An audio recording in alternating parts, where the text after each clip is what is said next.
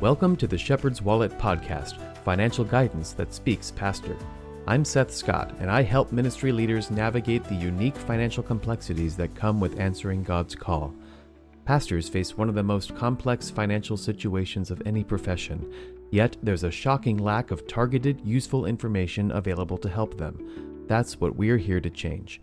If you've ever felt overwhelmed by housing allowances, confused by SECA taxes, or frustrated that generic financial advice doesn't address your unique ministry situation, you're in exactly the right place. In today's episode, we're talking specifically to pastors who have already made the decision to opt out of Social Security. It's not a decision you can go back on. However, you can build real financial security with the right plan. This episode walks opted-out pastors through the 4 essential steps to replace the benefits you gave up, exploring qualifying through secular work, saving and investing aggressively, getting adequate disability insurance coverage, and building a self-funded healthcare savings strategy. Whether you opted out decades ago or recently, this episode is your roadmap to financial peace. So today I'm talking to pastors specifically who have opted out of Social Security using Form 4361. It's a form from the IRS, and for those that don't know, ministers have, as far as I know, the unique opportunity to opt out of Social Security for their ministerial earnings. You have a 2-year window to do this from when you start receiving compensation as a licensed or ordained minister. So if that describes you, this episode is for you in particular. And if you know a pastor who's opted out, please send them this episode because we need to talk about something really important. So I'm not going to spend any time in this episode talking about the pros and cons of weighing that decision. That's probably going to be for a future episode. A whole chapter is dedicated to it in my upcoming book, Shepherding Your Finances, which you can pre-order for 35% off at shepherdswallet.com/book. But for whatever reason you did, I'm assuming that you have opted out, whether recently or decades ago. And as far as whether that was the right move for you or not, it's between you and God at this point, because Form 4361 is permanent. Under current law, you can't undo it, you can't go back, you can't change your mind. So the question isn't, should I have opted out? The question I'm answering today is, what do I do now, assuming that you have? So there are 4 particular things that I recommend that you do if you are an opted-out minister that can build real financial security for your family. So this is just practical stuff that you can start implementing as soon as this episode is over. So let's dig in. But before we do, I want to just say that I see you. I work with a lot of pastors, those that are in the system, those that are out of the system, and those that have chosen to opt it out generally fall into one of 2 camps. One camp of pastor are those that have the attitude of, this is my right, and I can beat Social Security with investing. I've heard this a lot. It's like, oh, I can beat Social Security. Who even knows that Social Security is going to be around by the time I retire anyway? These are some of the common things that I hear from pastors in this camp. And I mean, fair enough. With good investing and with a good investment advisor and a good, strategy and good discipline, yes, mathematically, it is very, very likely that you will beat Social Security. You can probably do better for yourself than the government can do for you. Now, the caveat to that is, of course, you actually have to invest, and I'm finding that a lot of pastors don't actually do that. So that's one camp of pastor. The other camp of pastor are, and this really breaks my heart, are really the ones that didn't have a choice. Maybe that you work for a smaller church, not a whole lot of revenue coming in. This is what they could afford to pay you. It's impossible to make ends meet unless you opt out of your self-employment taxes. See, pastors face this legitimately unfair tax system where if you stay in the system, you have to pay double for the same benefits that secular employees get. And I ran the math. If you compare a pastor who makes, say, 60 grand a year to a secular employee who makes 60 grand a year, and the pastor has stayed in the system, the pastor actually ends up paying about $1,300 more in annual taxes compared to the secular employee. And that's even assuming that a third of your income is coming to you as a housing allowance. So it really is unfair. I can see why a lot of pastors have to opt out, taking that 15.3% off the table and putting that towards your livelihood, putting it towards your family, just makes a lot of sense. And a lot of you, that's the decision that you had to make in order to make it work on your salary. Um, but let's talk about whatever reason you had for opting out. I want to talk about what you actually gave up. I think a lot of pastors have this vague, nebulous idea that, oh, I've given up Social Security or I've given up retirement benefits, whatever that means. I want to be just crystal clear as to what exactly you opted out of.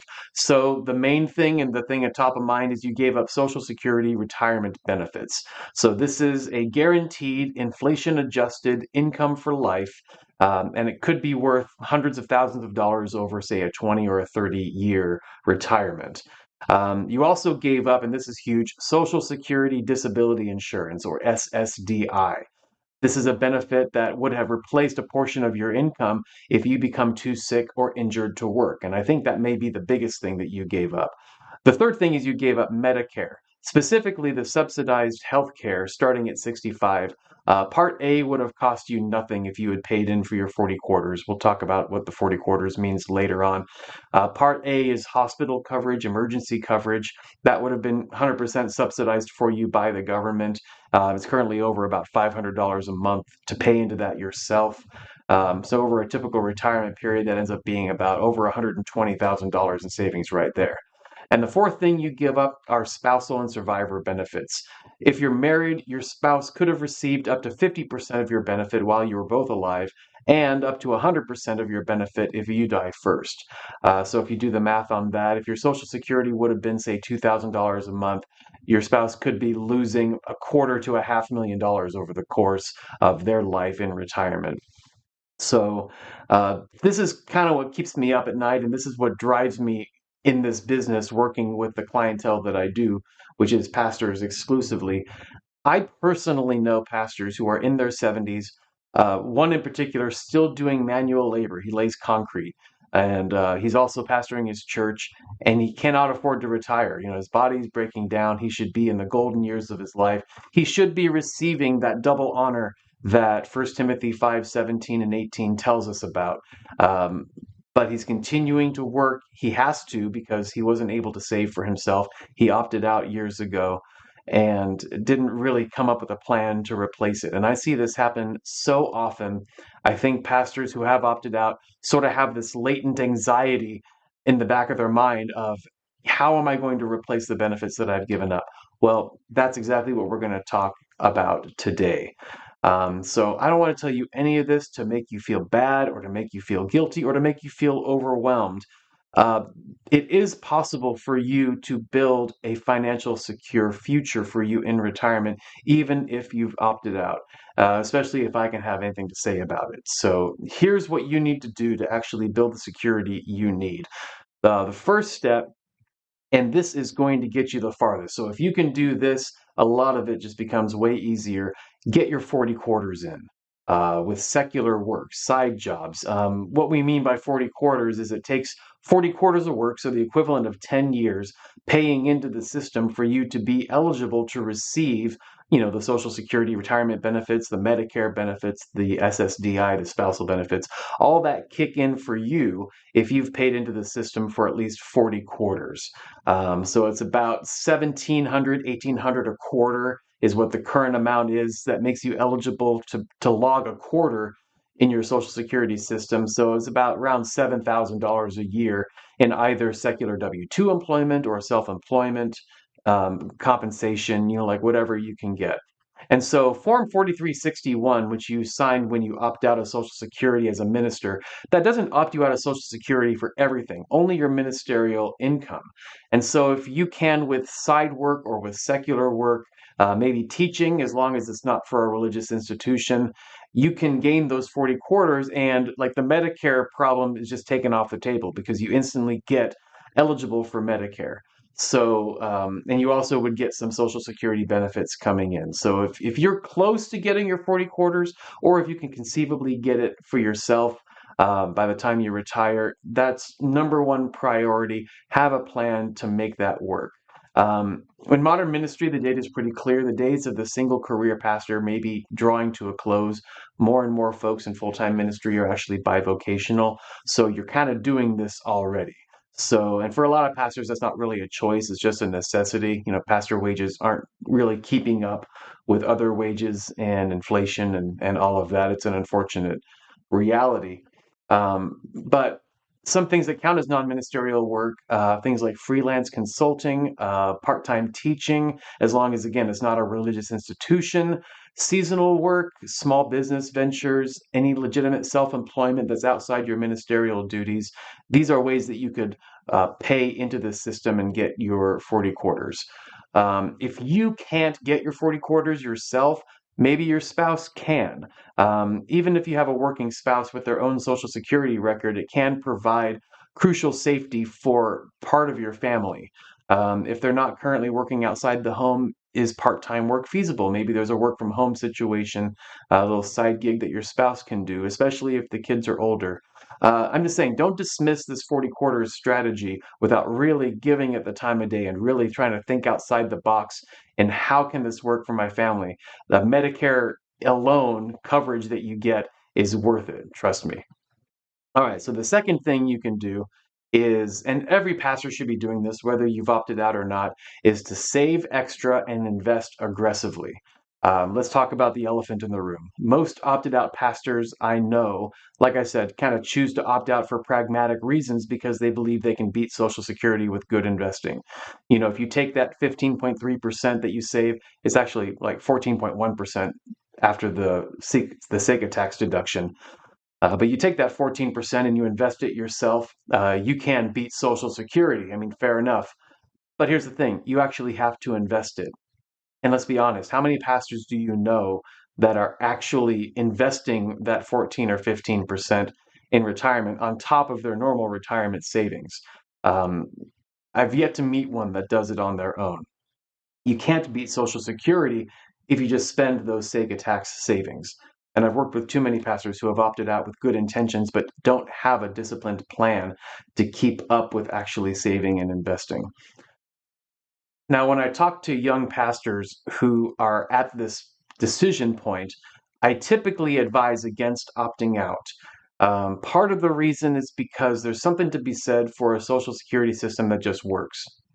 You have no control over it. You can't dial back from it. You can't borrow against it. You can't take early withdrawals from it.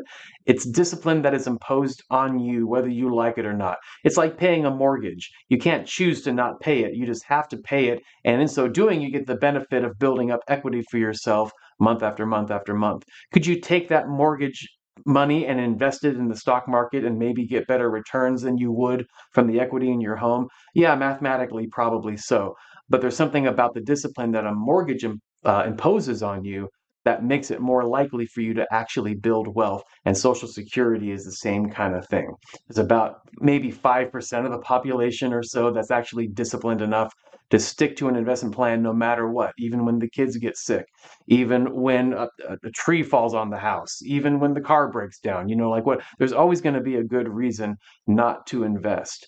And when you've opted out, you've given up that forced discipline of that Social Security system that keeps you accountable no matter what you do. So if you've opted out, here's your new non-negotiable commitment. You have to save at least 15% of your gross income, that includes your housing allowance and everything, for retirement every single month, no exceptions. Easiest way to do this is to set up a salary reduction agreement with your church's 403b plan. Um, and that would be your first priority. The church 403bs are great. There are amazing tax benefits that you get as a pastor if you utilize and leverage your church's 403b plan in particular. Two of the main benefits. One is this wouldn't apply to you if you opted out of Social Security, but if you have opted in and are still in the system, you actually get a self-employment tax reduction based off of your contribution specifically to your church's 403b plan. You don't get the same deduction for putting into an IRA or if your church has a 401k, which if your church has a 401k, they are opting you out of this benefit for no good reason at all, and I want to talk to them. All right, but it has got to be a 403b. You get your SECA tax deduction, but you also get the benefit of when you take it out in retirement out of a 403b, you can claim that as a housing allowance in perpetuity. Even if you don't have a mortgage, you have property taxes, you have home insurance, you have things, to upkeep the house, you have utility costs. You can continue to claim these as a housing allowance as long as you're alive, even in retirement, if your church has a 403B plan. So that's your first order of business, is just leverage your church's 403B. And if they don't have one, again, have them talk to me. We need to get your church a 403B plan.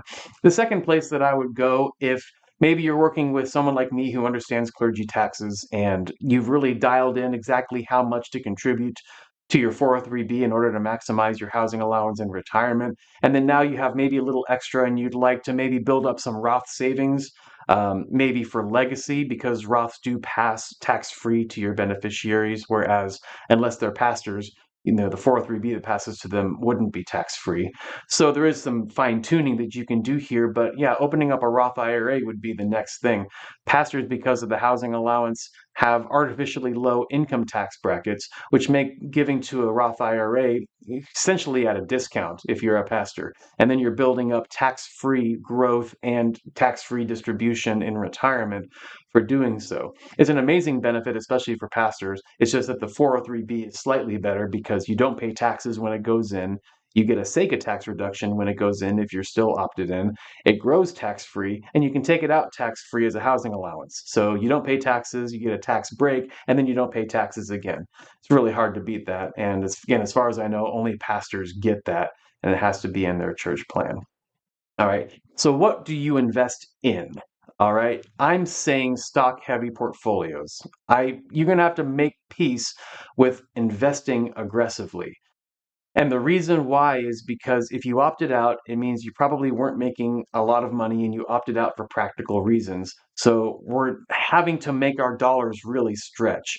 So over a 20, 30, 40-year, off ramp to retirement, you're going to want that money to work for you as much as possible. And that means taking the good as well as the bad. Things go up in the stock market, they come down.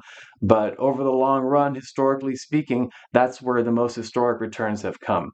In my book, I talk about the fridge, freezer, deep freeze philosophy that I have for investing. Just real briefly, your fridge money is your safe money. That's your bank, that's your high yield savings account. That's your 5 months of expenses in the fridge. That's a fully stocked fridge. And that'll get you through, almost any emergency that you can think of. You then have your freezer. And these are kind of your middle of the road, low, boring, not a whole lot of growth investments, but it's also safe so that you're not going to lose everything tomorrow if the stock market were to crash. And that's sort of your slush fund, right? If you have an emergency and your emergency funds run low, you can always thaw it out by taking it out of the freezer, liquidating some investments, restocking your fridge, and that's your short term, between your fridge and your freezer, that's what anybody really uses on a day-to-day basis. Then you have your deep freeze. And that's your long-term, your long-range investments. This is your church's 403B. If you have long-term care insurance or anything like that, life insurance, that would be deep freeze investments.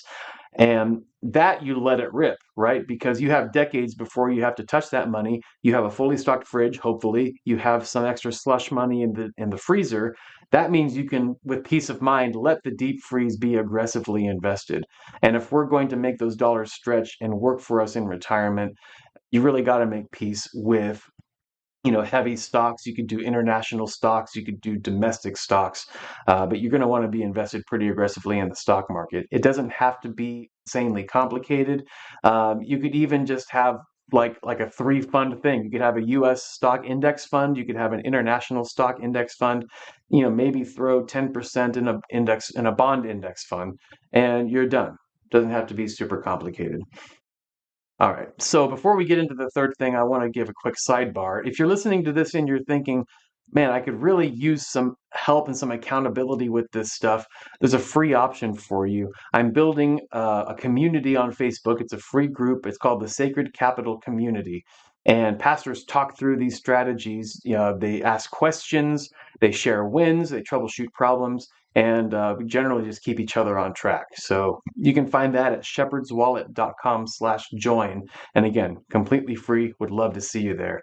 Also, if you'd like to do a full deep dive on this, I have 2 complete chapters on both, one on the decision to opt out of Social Security, and then on enhanced financial planning once you have opted out, from my book, Shepherding Your Finances. Again, it's currently available for pre-order, 35% off, shepherdswallet.com/book.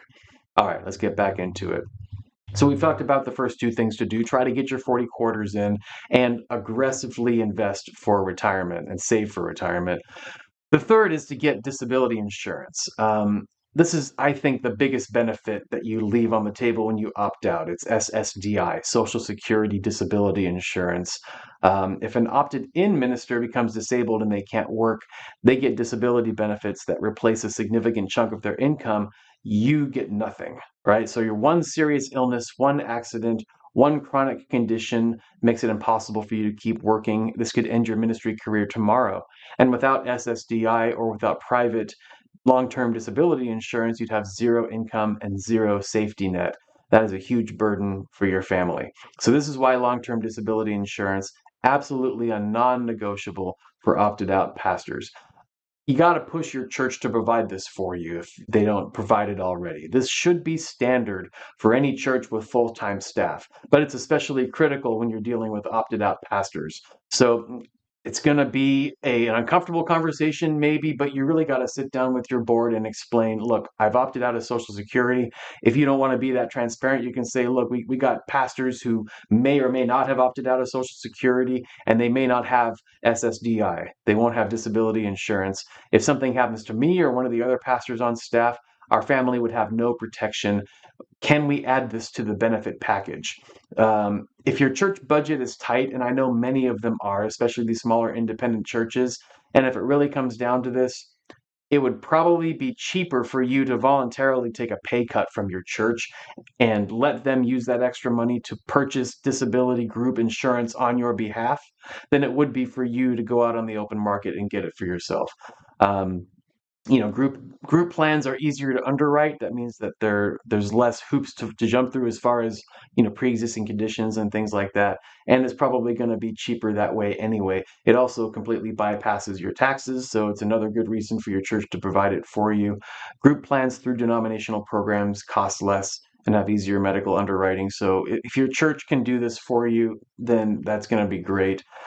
If your church absolutely won't or can't do it, you're going to need to purchase your own. When you do, make sure you find a plan that works with pastors, and you're going to want to find specifically that they include the housing allowance when they do their calculations. A lot of these disability insurance companies don't know about pastors. They don't know about the housing allowance. There are a few that do. So make sure you Google and you find one that really understands pastors and explicitly tells you that they're including your housing allowance when they calculate your benefits. Okay, step 4 is healthcare planning. This is another huge one. So let's talk about Medicare for a second. So you get 65, you normally would get Medicare benefits. Medicare Part A is free for anyone who's paid Social Security taxes for at least 40 quarters. And that's the hospital coverage, right? That's emergency coverage. And it's over $500 a month if you want to pay into that yourself. Over a 20-year retirement, that's over $120,000. And that's just Part A. You still need Part B for doctor's visits, Part D for prescriptions. You're probably going to want a Medicare supplement plan.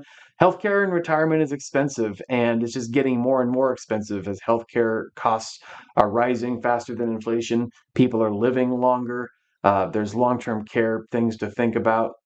This is another valuable benefit that you give up by not being in the Social Security system. So what do you do about this? Well, first, go back to step 1. If you can get your 40 quarters, that solves the Medicare problem right off the top. So if you can do that, then fantastic. If Medicare is not going to be an option for you, this is the robust healthcare savings strategy that you need to set up. So you're going to need to find a way to get yourself an HSA, a health savings account. And you can do this by getting an HDHP. It's a high deductible health plan. Get your church to offer one if you can, if they don't have it in their suite. If your church doesn't give you health insurance and you go for yourself, I would highly consider getting a high deductible health plan for your family. Yes, the deductibles are high. Yes, the coverage is not that great, but the premiums are lower. And work with a financial advisor or with a broker like myself who can really help you, pare down where the numbers fall for your particular family and your particular situation. But I'm saying for most families, this is the way to go. The premium savings are usually worth the cost of the higher co-insurance throughout the year with a high deductible plan. But the real thing about a high deductible plan is that you can open up a health savings account. And this is a triple tax benefit for you. Money that goes in is tax deductible against your income tax. It grows tax free. And then when you pull it out, it comes out tax free if you spend it on qualified medical expenses. So it's really hard to beat that. And then when you turn 65, the money in your HSA turns into essentially another retirement account. You can pull it out for any reason at that point. You just pay the income taxes if it's not used for medical expenses. So there are contribution limits. I won't get into that. You can have family coverage, you can have individual coverage. But here's the strategy that most people miss. The HSA is not for your current medical expenses if you can avoid it. The idea is to max it out if you can, but put the money in there and invest it. Don't open up your HSA with a bank. Open it up with a brokerage account. I'm talking like Fidelity, Schwab, Lively, and that allows you to actually invest the money in funds and then let it grow. An HSA sitting in a bank account is making you zero money and it's a wasted opportunity. This is our long-term strategy. And so just like the retirement account, we want to invest it aggressively. It's nice to have it there if you have medical things that come up and you need you have a big pile of money that you could pull from tax-free. But as much as you can, pay for your own stuff out of pocket and let the HSA sit there and grow. Over 20 or 30 years of maxing out your HSA, you could accumulate $100,000 to $200,000 in tax-free healthcare money, which is enough to bridge the coverage gap if you can't get Medicare. All right. So I need to be straight with you about something. Most pastors who opt out fail to do this, right? They fail to build up adequate retirement savings, not because the math doesn't work, it absolutely works, but because the discipline required is greater than most people can sustain for 40 years. Again, Social Security works precisely because it removes choice. You don't have to decide month to month whether to save, it just happens to you. When you opted out, you said, I'll do better on my own. Okay, now's the time to prove it.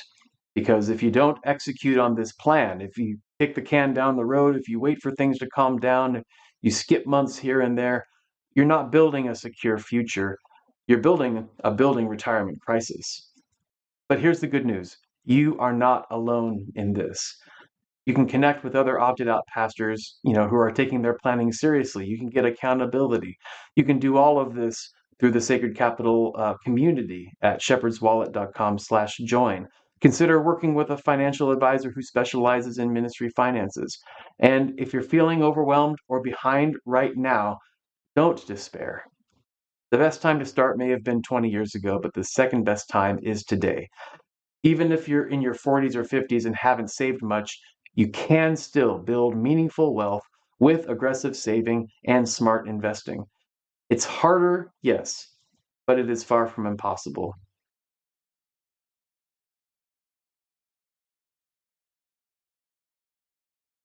Okay, to summarize what we've talked about so far, these are the four things you got to do as an opted out pastor.